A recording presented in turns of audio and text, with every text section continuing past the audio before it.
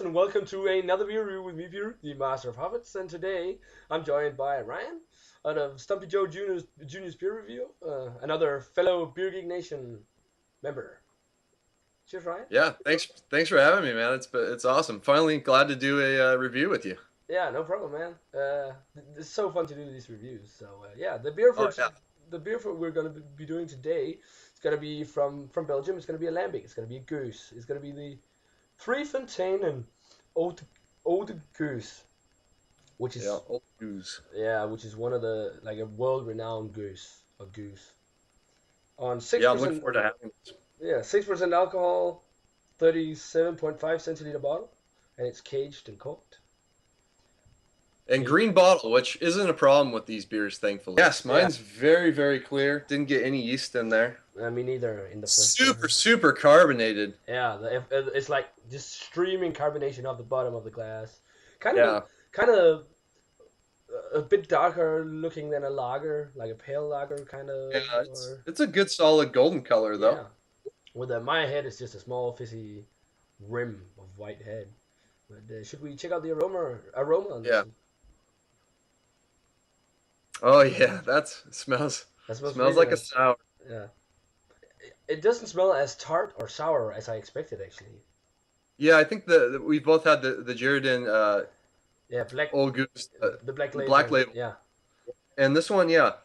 You do definitely get some of that. I always get like an apple cider vinegar. yeah, I get like a vinegar character on there. same here. Along with like a white grape to it. Yeah, definitely white grapes. Kind of has a champagne like aroma on there. Yeah, definitely. Also some funk.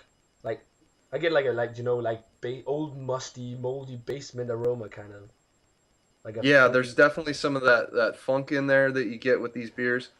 Maybe even yeah, it's just that yeast character, kind of yeastiness, Yeah, but even with the funk going. smells really nice actually. Should Yeah, we? ready to dig in? Yeah, let's give it a taste. Cheers. Cheers, man.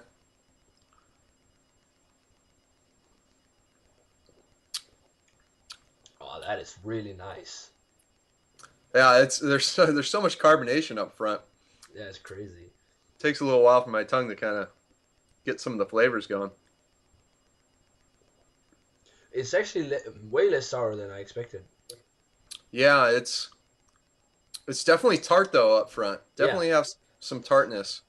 yeah, definitely. Some like I get some a slightly citric quality to it, along with like that you said that apple vinegar type flavor. Yeah, definitely the apple vinegar. Yeah, and it's not like an ultra citric. It's like almost it kind of goes lemony a little bit, but Yeah, not like too over the top. no, not at all. And it's also got that like funky hay basement type thing going on from the wild yeast strains.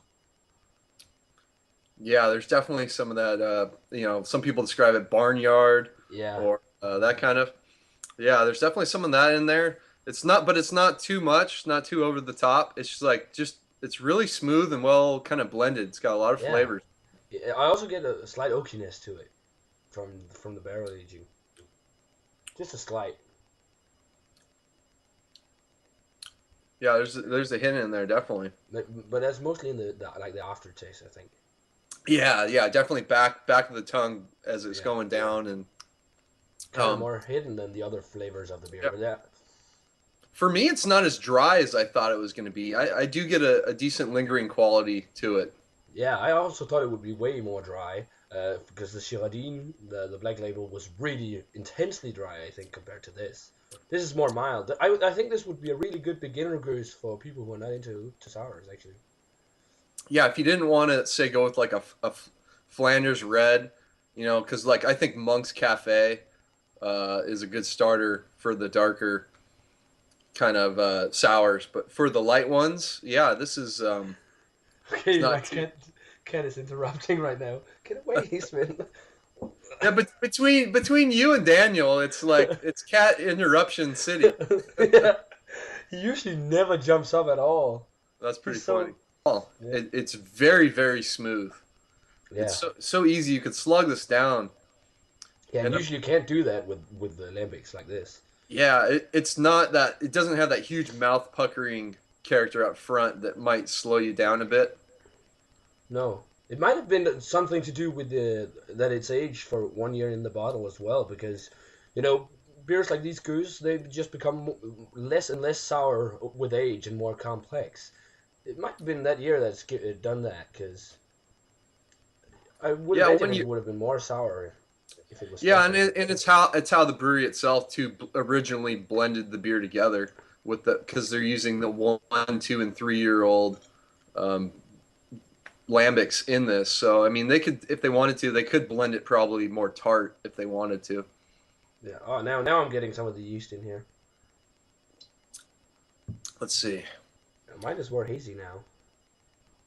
Let me see where I got a good amount left. Let me see if I'll get some haze going. We can maybe. See how it is with the. Yeah, I've been leaving out the yeast because I saw someone that mentioned that yeah, mine's slightly more hazy, but someone mentioned that the yeast can sometimes dole out the flavors somewhat. Oh, It depends on the style and everything, but I wasn't aware of that. I mean it can potentially can do that, but it also can add some different characteristics that are you know make the beer better as well. Yeah, It's yeah, just yeah. so I usually try to now at least pour most of it without yeast and then add it in Yeah, just to get later. an So you idea can of what see. might Yes, so you yeah can might get the how both flavor impressions. Yeah. exactly. And then if I buy it again, then maybe if I liked it with the yeast, then I'll just make sure I get it in for the whole entire bottle. Ah, cool. So rating wise, what grade would you give this, Ryan? I'm gonna go with a B plus on my scale for grading. To me, that's a above average beer. The plus being it's almost borderline on being a really excellent beer.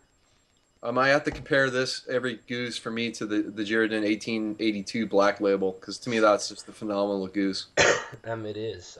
I think I like this a little bit more actually than the Shiradine, because Okay. I think mine was really, really aggressive on the acidic parts, and I haven't had that many goose lambics and Yeah. lambics in general, really. So I kind of like how this is a bit more mild. So I think I'm gonna. I gave the Girardine an 80, and I think I'm gonna give this like an 87, Okay. 86. It Yeah, is we're a pretty much in the same ballpark then.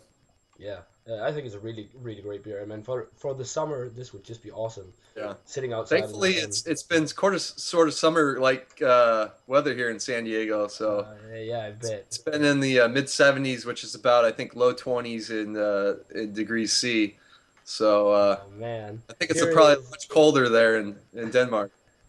We don't have any snow right now actually, but it's like what -1 degrees, 0 degrees around that in Celsius. I don't know what that is in Fahrenheit, but It's about 30 to 32 probably in yeah, Fahrenheit. So it's pretty cold and it's just rainy all the time. It's kind of like autumn weather now and not winter really. But we had a really nice day today. That was really sunny, almost like spring. But yeah, actually, I've actually been to San Diego, by the way. we need to come again now Yeah, that you're of drinking age for here in the States. yeah, yeah, definitely. But yeah, we're rambling here, guys. But yeah, thanks to Ryan for joining in on this collab here. It was great fun. We'll have to do this again another time, Ryan. For sure, definitely.